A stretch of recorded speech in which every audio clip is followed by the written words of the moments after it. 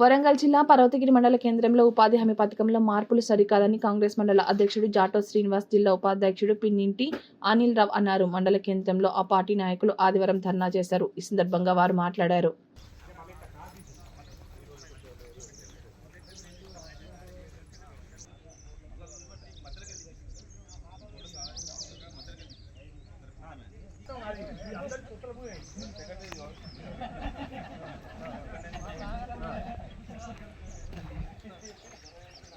ఇగో Nagaraju contract బంద్ సర్పంచ్ చెప్పి contract బంద్ చేయను. రేపు సర్వే చేయించి సర్వే అయినాక వాళ్ళ ల్యాండ్ వద్దు, మన ల్యాండ్ మనకు ఉండాలి.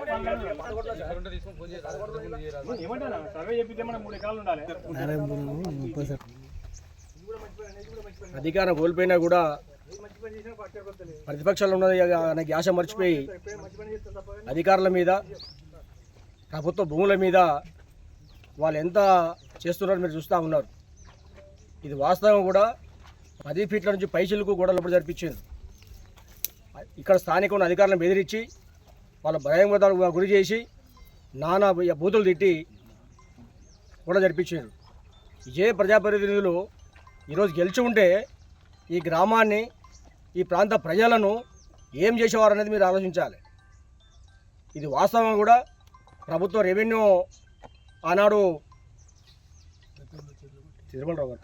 తిరుమలరావు గారు ఊరి పెద్ద మనిషి ఈ గ్రామానికి కావాలని చెప్పి విరాళం ఇచ్చిండు. 3 ఎకరాల పైసలకు భూమి విరాళం ఇచ్చిండు. ఆనాడు ఉమ్మడి ఆంధ్రప్రదేశ్ ప్రభుత్వంలో రికార్డు ప్రకారంగా ఉన్నది. మాకు రావాల్సిన ప్రభుత్వం ఉన్నది. ఆ బోర్డు ఫిక్స్ చేస్తాం. ఎవరైతే ఈ భూములు ఆక్రమించుకున్నారో వారి మీద రెవెన్యూ వారు కానీ, పోలీసు వారు కానీ, విద్యుత్ శాఖ వారి కానీ చర్య తీసుకోవాలి. ఈ భూమిని కాపాడే బాధ్యత ఈ ప్రభుత్వ ఇందిరా మీద ఉందని తెలియజేస్తూ ఉన్నాను. మేము కూడా ఈ భూమిని ఇంచుడు జరగకుండా కాపాడుకుంటాం. ఇటు నేను కానీ, మా సర్పంచ్ గారు కానీ, జిల్లా ఉపాధ్యక్షులు అనిల్ రావు గారు కానీ, మా కాంగ్రెస్ పార్టీ శ్రేణులు కూడా అందరి వెంట ఉంటాం. ఈ ప్రభుత్వానికి మాకు ఎంతమంది ఉండాలో ఈ ప్రజలు అనే విధంగా పనిచేస్తాం. వారు వాళ్ళు మాట్లాడుతూ ఉంటే ఆశ్చర్యం అనిపించింది.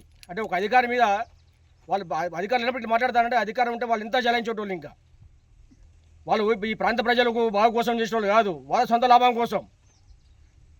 సుమారు ఇక్కడ మొదలుపెట్టుకో 10 గుంటల భూమి, ఇది 10 గుంటల భూమి పోతూ ఉంటుందంటే ఎకరానికి 34 లక్షలు వ్యాల్యూసే భూమి. అంటే ఒక 10 లక్షల పైసల రూపాయల ప్రభుత్వ భూమిని ఆక్రమించే ప్రయత్నం చేస్తూ ఉన్నారు. ఇటువంటి వదిలిపెట్టాం.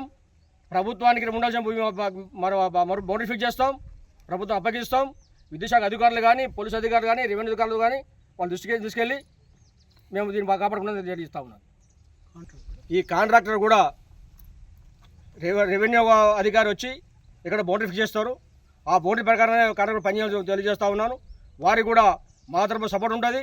మా స్థానిక శాసనసభ్యులు కేఆర్ నాగరాజు గారి సారథ్యంలో ఇక్కడ మీ అందరం కూడా వాళ్ళు ఇంటూ ఉంటాం. ఎవరికి భయపడే అవసరం లేదు. ఇది ప్రభుత్వ భూమి.